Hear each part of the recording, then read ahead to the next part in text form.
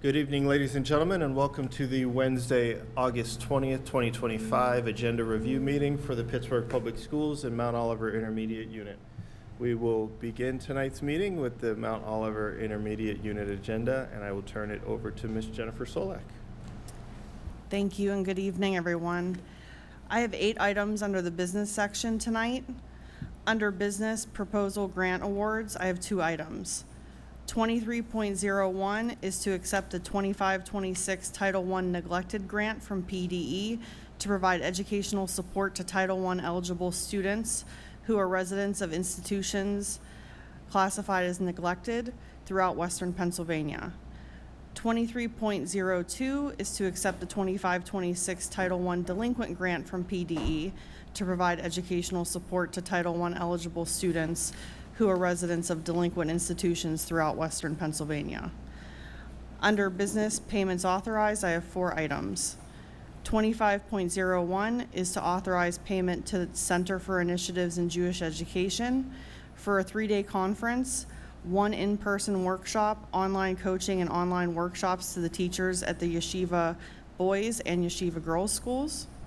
25.02 are our daily payments for the month of July.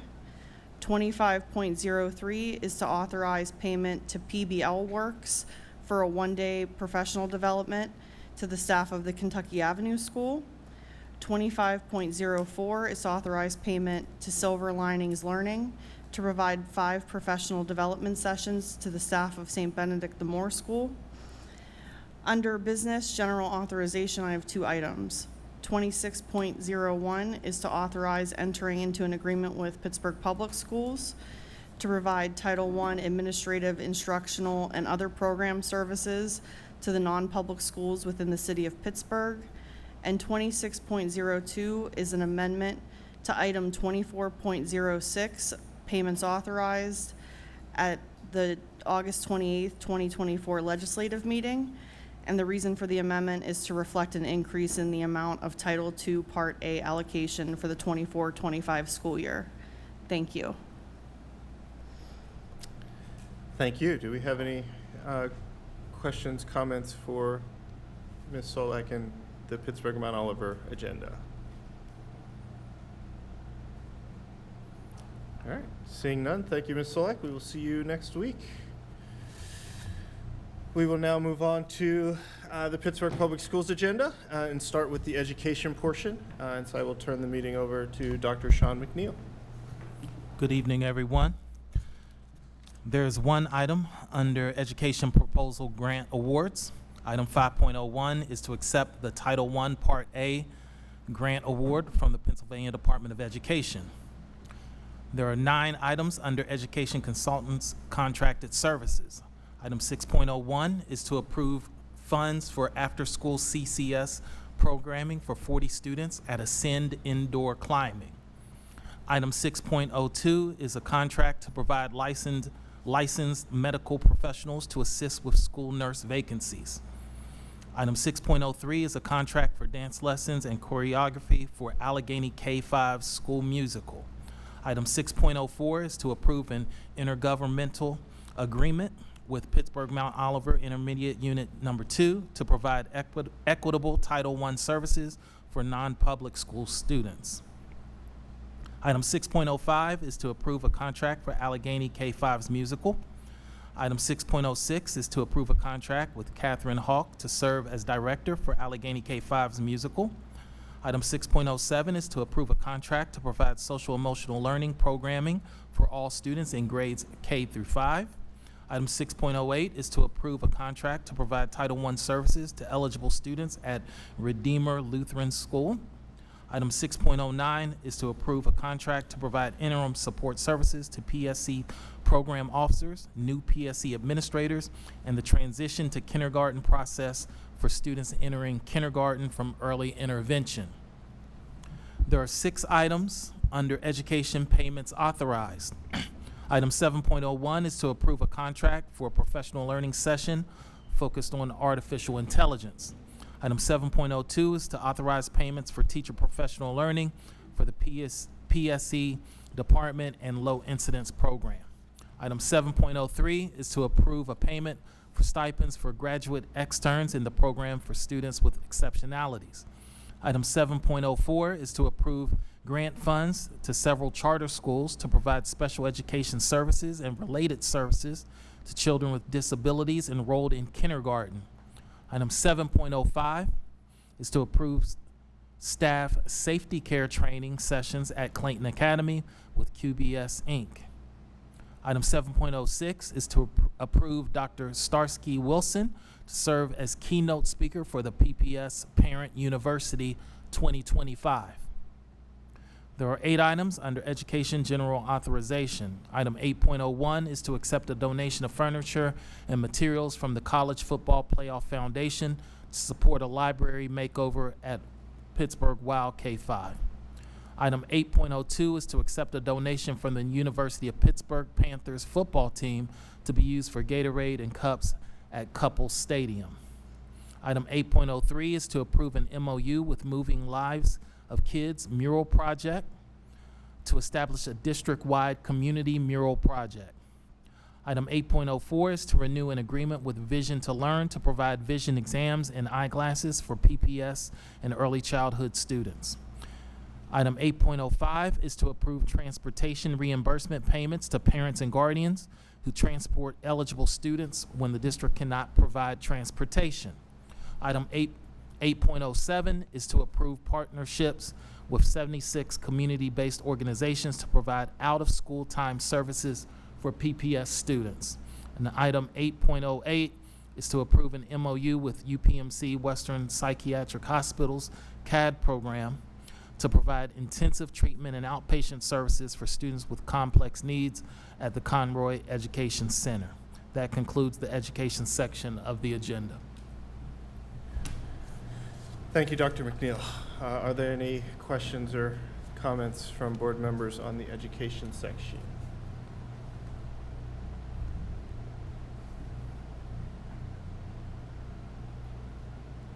All right, seeing none, we will move on to the business section, and I will turn the meeting over to Mr. Joseph.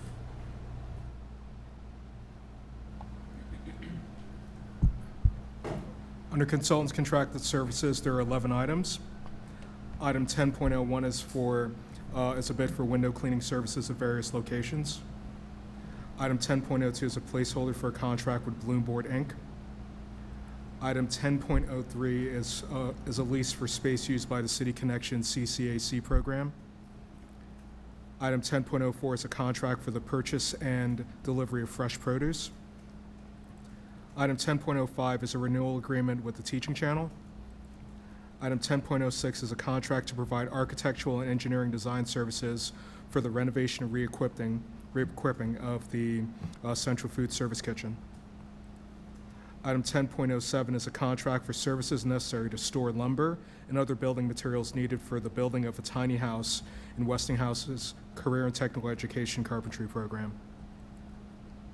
Items 10.08 through 10.10 are for various information security and management software licenses. And item 10.11 is for the purchase of an IT security auditing and vulnerability assessment. Under payments authorized, item 11.01 is a placeholder for the automobile and garage keepers liability insurance coverage. Item 10.02 contains the change orders for this month, and item 11.03 is a placeholder for the daily payments for the month of July 2025. Item 11.05 is a payment for NASRO Basic School Officer Training. And item 11.05 is for the approval of the annual Student Accident Insurance Plan. Under general authorization, 12.01 is for the donation for the CTE program. 12.02 is a resolution to approve the financing of general obligation bonds for 2025 and to appoint debt professionals. Item 12.03 is for the approval of the 25-26 pupil transportation yellow bus driver list and the 25-26 list of bus transportation routes. Item 12.04 is an amendment to our intergovernmental agreement with the IU2. Item 12.05 is an amendment to our contract with Smart Building Works. Item 12.06 is an amendment to our contract with Everdriven Technologies. Item 12.07 is an amendment to our contract with Urso Bus LLC. And item 12.08 is an amendment to our payment to the Landing Hotel for the Summer Leadership Academy. Items 16.01 and 16.02 and 16.03 are the travel reimbursement applications, travel report, and EBE report for this month. And under new business, there are 2 resolutions. Item 17.01 is a resolution identifying deliverable information requested by the Board of Directors of the administration prior to taking board action on the proposed facilities plan. And item 17.02 is a resolution adopting the performance priorities and student outcome goals for the superintendent. Thank you. Thank you, Mr. Joseph. Are there any questions regarding the business section? And if we could kind of do everything before 17.01 and 17.02 and get those out of the way first, and then we'll spend the rest of the time on those last 2 pieces, since they may take a few more minutes.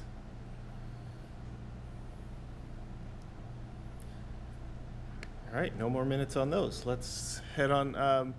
Should we tackle 17.01 first? So I'll start just with an apology for not recognizing that we had not sent those list of 8 priorities to the board prior to last week's meeting. I thought that they had gone out, and since I was out of town, I didn't follow up, and so I take accountability for not making sure that board members had that ahead of time. So I'll stop there. It's appeared at last week's meeting that we remained kind of in step on items 1 through 7, but I don't want to assume, so if there's any discussion that needs to be had on those, we can entertain it. I know that there was some discussion around language on item 8 that centered around community engagement during the implementation, and so I wanted to open up space for conversation there, and also recognize that Dr. Walters would like to present some amended language to that piece that he believes might serve him better as he and his team do this work. So, discussion, comments, or would you like to hear the proposed language from Dr. Walters first? Dr. Walters? Oh, that's what. Yes. Sorry. Good We evening, move fast everyone. here, Dr. Yes. Walters. No, simply the statement that was in it was community-led engagement, outreach, and communication plan. And I know we had extensive discussion about, just for me, the term community-led, because it takes the authority away from the school district who's charged with implementing the plan. However, I am completely invested in community engagement, outreach, and community plan. And so my recommended statement will be coordinated engagement, outreach, and communication plan informed by stakeholder input and community involvement. Again, that statement is coordinated engagement, outreach, and communication plan informed by stakeholder input, and community involvement. Okay, thank you. I will open the floor for discussion on any of the items, but specifically that one in particular, since that seemed to be the one that we spent the majority of time. So anyone that would like to comment, let me know. Yeah, Ms. Short? Yeah, thank you. I'll just quickly say that, Dr. Walters, I think that language adjustment adequately, to my understanding, summarizes the conversation from last week, while not removing the community engagement piece, which I know is important to many people on the board, but clarifies the language that the plan is going to be led by the administration with significant stakeholder input and community engagement into how that plan works and also into implementing the plan.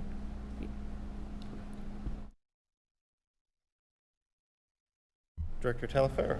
Thank you. I found that language change too, but if you can just, I don't know if it's, I guess the resolution would have to be updated with new language. I don't know, but if you could just send that out, because I'm trying to write it down, but that would be helpful just to see it written form.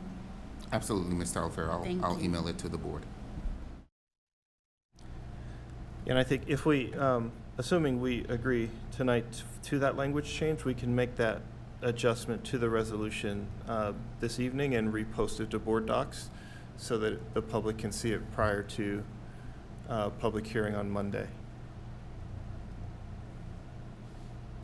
Other thoughts or comments? All right, then we will do the exercise we did a few weeks ago. And board members online, you can use your raise hand function, but if you are in agreement with that language change, just raise your hand. If we have 5 or more of us, we will authorize that change to be updated to board docs for our discussion next week. So if you're in favor, I got 6 in the room. Not actually seeing board members online. Let's see, Dr. Reed, Ms. Petrowski, that's 8.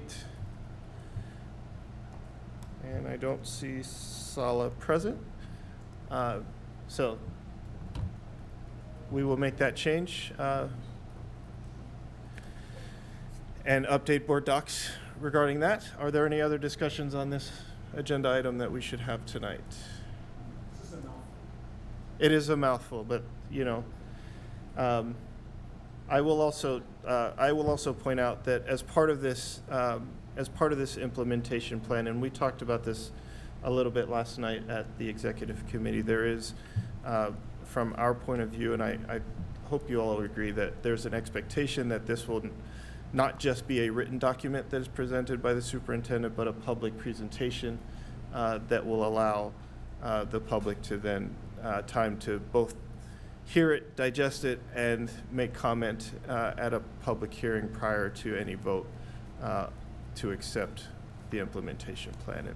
And that schedule will be laid out in, you know, at the superintendent's discretion when he's ready to present that information ahead of time. And so the timeline for how this work continues is now fully in the superintendent's court, pending our approval of any information that he delivers to us. Excellent. And then any comment or questions about 17.02? These are the updated goals for the superintendent. They are primarily the same as last year with the subtraction of the biology goal because we have had conversation and intend to add a 4th one revolved around career readiness that we are not quite ready to unveil for the coming school year. And so that is the main distinction between his goals last year and this year. But the floor is open for comments, questions, concerns. Ms. Director Silk. Just a clarification about what is the timing? Do we have the timing set for when we will be bringing the 4th goal to a public meeting?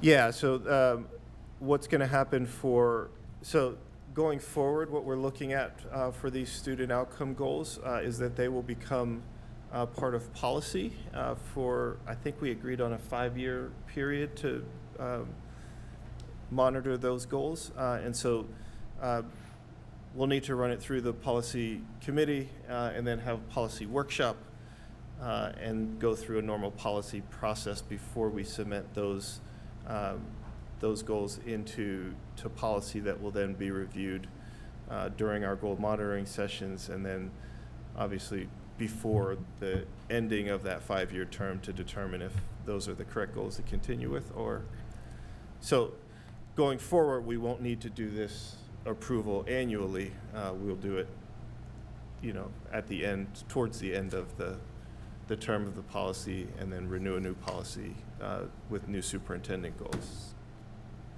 So I would say in the next couple of months, but I don't have specific date from the policy committee chair on when we expect to have that policy workshop. Director York? Yeah, follow-up question on that. So these student outcomes goals are meant to be reflective of what we as a board discussed at our last board retreat, right? Those Yes. are the 4 goals that you're talking about, Yep. right? Yes. Okay. So I guess if the eventual goal is to put them into policy sometime in the next like 2 to 3 months and adopt them for the next 5 years, I'm confused about why we're putting them into a resolution now, and also why it doesn't include the guardrails. So partially because we haven't had the discussion publicly around the guardrails to the point where, so that's what the policy workshop is going. Right. But we also need to, codify goals for the superintendent for the upcoming year, and we can't wait 3 more months and still be in compliance with his contract. So the goals that we would approve during this resolution would be for this school year. And then anything that we put into policy would then start the following school year and then for 5 years after that. Okay, follow-up question though. I thought that the goals that we built at our board retreat and that we're building with Council for Great City Schools are board goals. And that those are student outcome goals. So then I'm confused that these goals seem to mirror almost exactly with the change in date, the goals, the board goals. So I'm confused now. Are they board goals that we've been working on, or are they superintendent's goals? Because if they're board goals that we've been working on and that those are what we're going to put in policy, then why are we incorporating them into the superintendent's goals? I'm confused.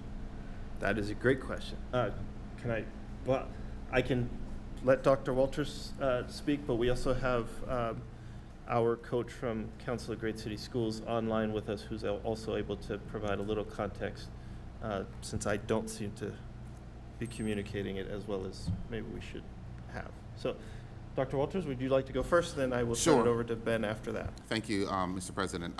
What I was just relaying is this resolution is about my actual goals for performance, but the ones that were worked on the retreat are around the board actually establishing their goals and guardrails. And so that's the future work that's coming, but this one is just about my actual goals for this upcoming year. Yeah, that is clear to me. I guess the point that I'm confused about is that these student outcome goals that are your goals for the year. Yes. As a contractual requirement. Right, yeah, no, totally on board with that. Mirror almost exactly the ones that we will be putting through policy workshop. And so I'm confused when the discussion came up.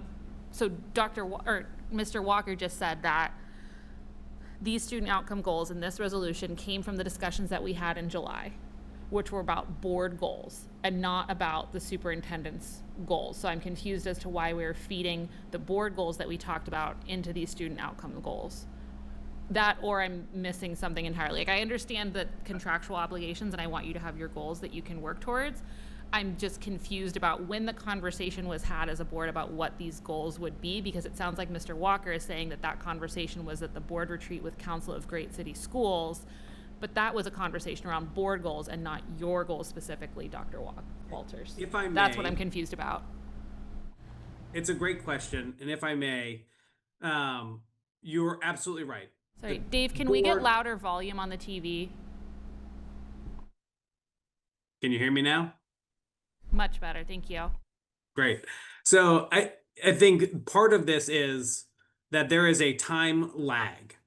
By next year, the board goals will be the superintendent goals. They are one and the same, because you would want your superintendent focused on the goals that the board has set out for the superintendent. The reality with this point is that you are contractually obligated to make sure that Dr. Walters has his goals that he is focused on by a certain timeline that does not match the timeline to move these goals forward. So I know, and I believe it is going to be a broader discussion across this board publicly at a workshop or at a legislative meeting over September and October timeframe about the board goals that were put together in that workshop, along with the guardrails that the board owns.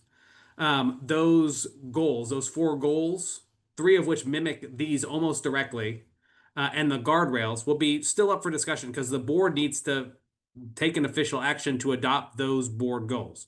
So not all of those, if the board sets a new goal or a new guardrail this year is already going. The budget has started. Dr. Walters and his team are working, so it's not reasonable to expect that they switch gears in the middle of it and are now able to make major progress on that, because that would have to wait for a budget cycle. So what was discussed was, even though the board has kind of getting to this point of having 4 goals and 4 guardrails or something around those lines as a board that this board will adopt.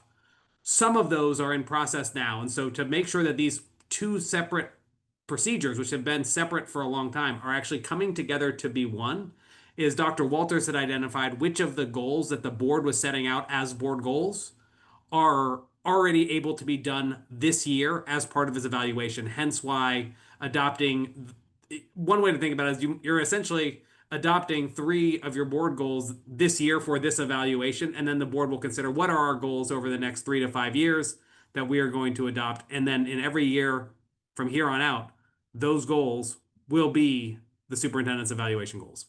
I hope that was Yes, that Awesome. helped a lot. Thank you, Ben. So the answer to why we have to do this right now is basically that we, the board, couldn't get our timeline aligned to do this board work ahead of Dr. Walters' contractual obligations. And so we have to do this as a stopgap, and next year we will not have to do that because we will have our ducks in a row.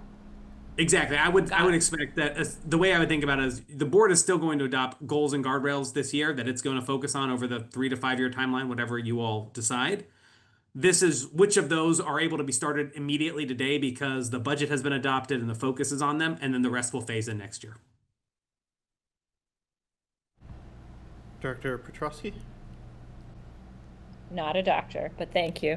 Oh, I thought I said director. I'm sorry. Oh, okay, sorry, my volume must be a little goofy, my speakers. Sorry. So just so with the policy committee process, as we know, is like, we meet in pre-committee, then we have our workshop and we wait 30 days. But since these goals have essentially already been decided, we could kind of schedule this workshop at any point, if that is okay with other members, because then I can work with Liz to get that. I'm sorry, Miss Sattler. I could work with Miss Sattler to get this on the calendar so that we don't have to wait until our next pre-committee meeting. However, we have the goals, but we don't have the guardrails. And since that I would, prefer to have as a public discussion and not just with our 3 to 4 member pre-committee, I don't even necessarily think we have to have it in pre-committee. So I'll look to my other co-chairs for that, if they would like to discuss pre-committee before scheduling a public workshop. Director Silk?